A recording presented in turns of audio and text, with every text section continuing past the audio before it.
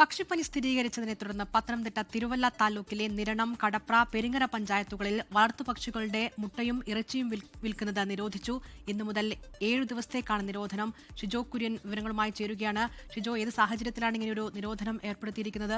എന്താണ് വിവരങ്ങൾ?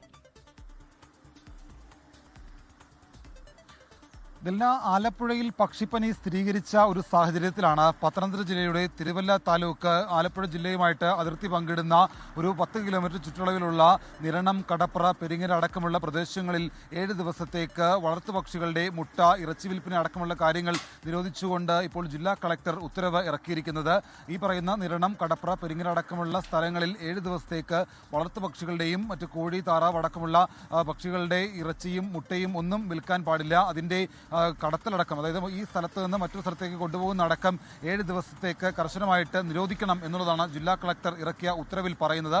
ഇത് ബന്ധപ്പെട്ട തദ്ദേശ സ്ഥാപനങ്ങളിലെ സെക്രട്ടറിമാർ കൃത്യമായിട്ട് സ്ക്വാഡുകൾ രൂപീകരിച്ചുകൊണ്ട് പരിശോധന നടത്തണം എന്നുള്ള നിർദ്ദേശം കൂടി ജില്ലാ കളക്ടർ നൽകിയിട്ടുണ്ട്. കാരണം പക്ഷിപ്പനി വലിയ തരത്തിൽ പലയിടങ്ങളിലായിട്ട് പടർന്നു പിടിക്കുന്ന ഒരു സാഹചര്യം കണക്കിലെടുത്തുകൊണ്ടാണ് ജില്ലയിൽ നിരീക്ഷണം ശക്തമാക്കാനായിട്ട് ജില്ലാ കളക്ടർ ബന്ധപ്പെട്ട തദ്ദേശ സ്ഥാപനങ്ങളിലെ ഉദ്യോഗസ്ഥർക്ക് നിർദ്ദേശം നൽകിയിട്ടുള്ളത്.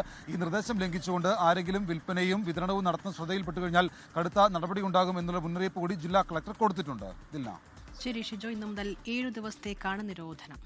ലോകത്തെവിടെയായാലും ഏത് സമയത്തും 24 വാർത്തകളും ഓഗ്മെന്റഡ് റിയാലിറ്റി പാക്കേജുകളും എക്സ്പ്ലെയിനറുകളും വിശദമായി കാണാൻ ഞങ്ങളുടെ യൂട്യൂബ് ചാനൽ നിങ്ങൾക്ക് സബ്സ്ക്രൈബ് ചെയ്യാം.